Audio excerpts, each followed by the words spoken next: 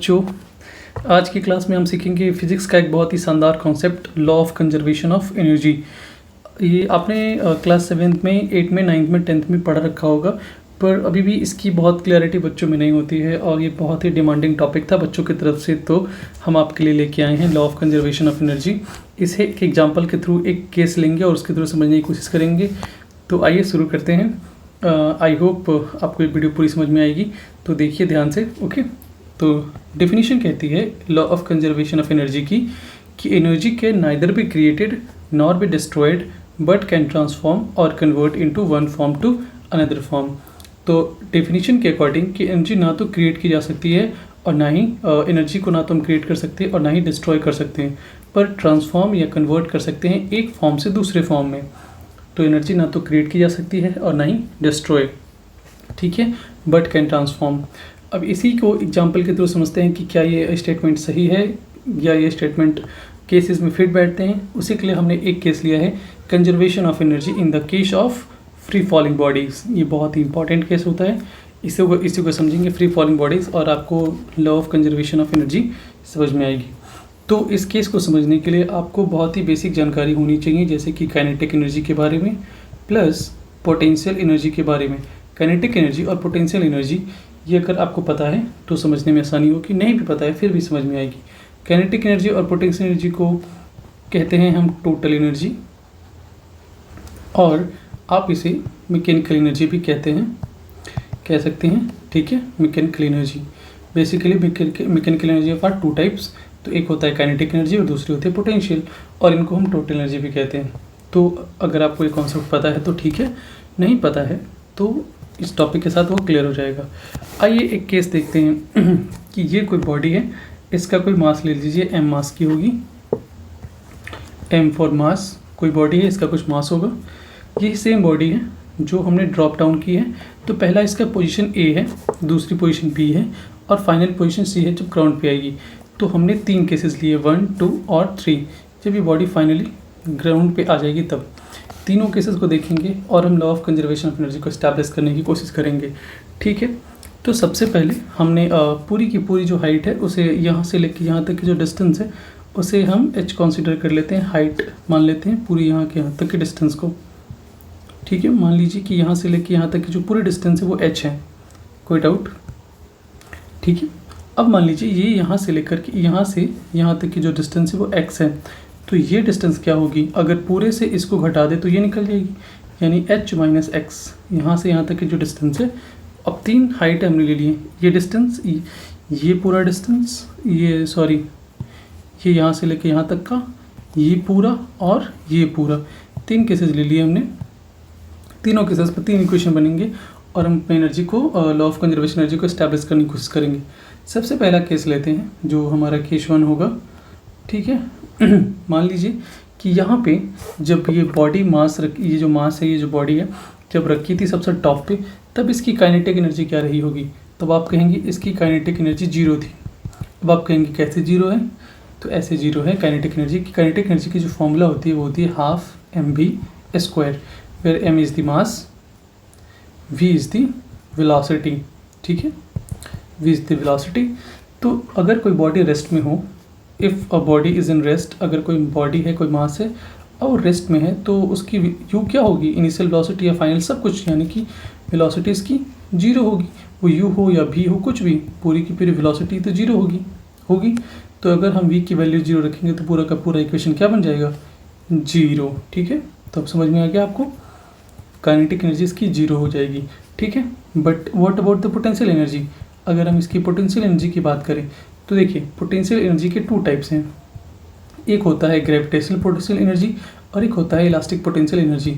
ये सब के सेपरेट वीडियो हैं, आपने पढ़ रखे होंगे, नहीं पढ़ रखे होंगे तो अलग से भी इसकी वीडियो को दिखाएंगे, पढ़ा दी जाएगी, इसकी कोई डाउट वो वाली बड़ी बात नहीं है, ठीक है।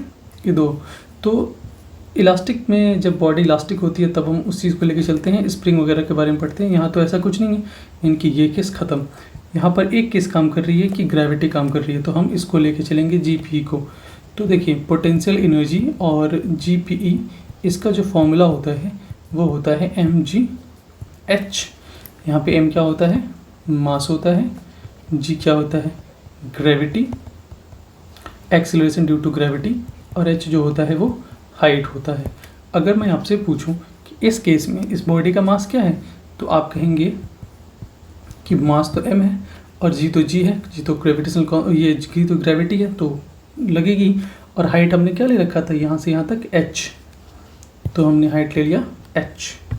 ठीक है, तो अब जो बॉडी यहाँ से जो इक्वेशन बन के आई, काइनेटिक एनर्जी 0 और ये टोटल एनर्जी की अगर हम बात करें तो वो होती है kinetic energy plus potential energy.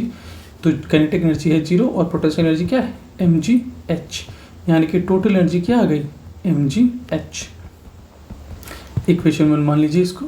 ठीक है, चलिए यहाँ अगर आपको क्लियर हो गया हो तो हम लेंगे यहाँ से दूसरा केस 2। आइए केस 2 की चर्चा करें।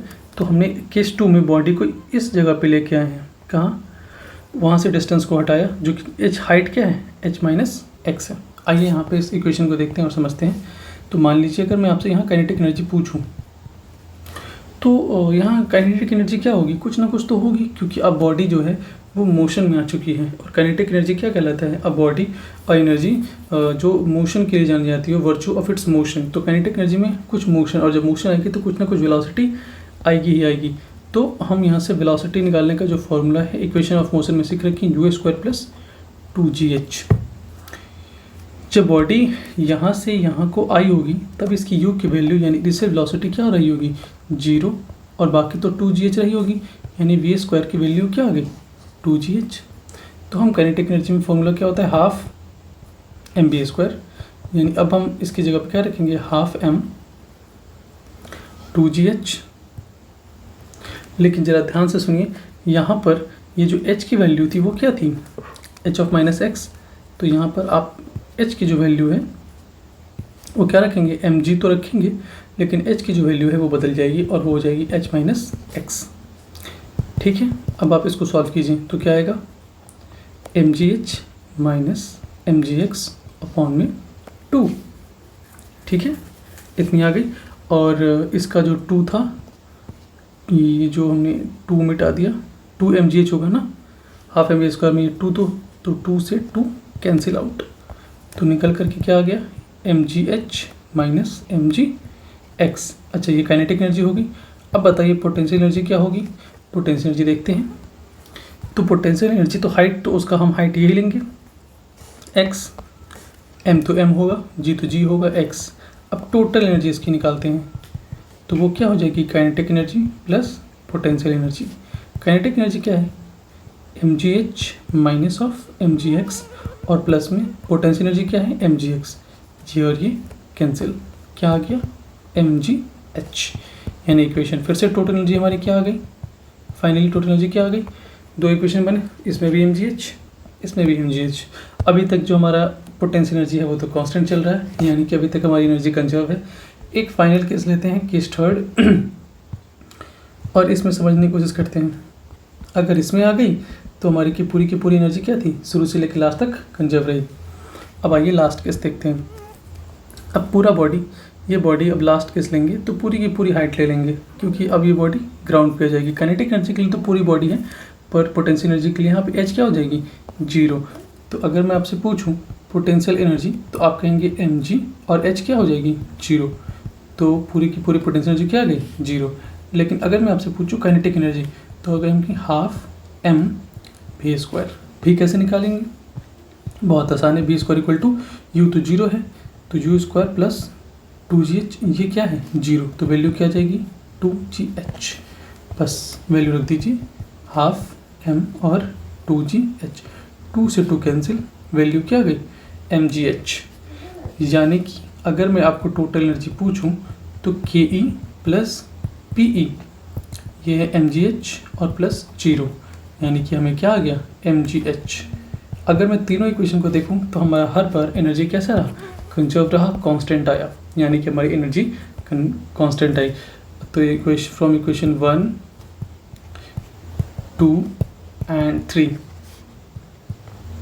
Energy is conserved.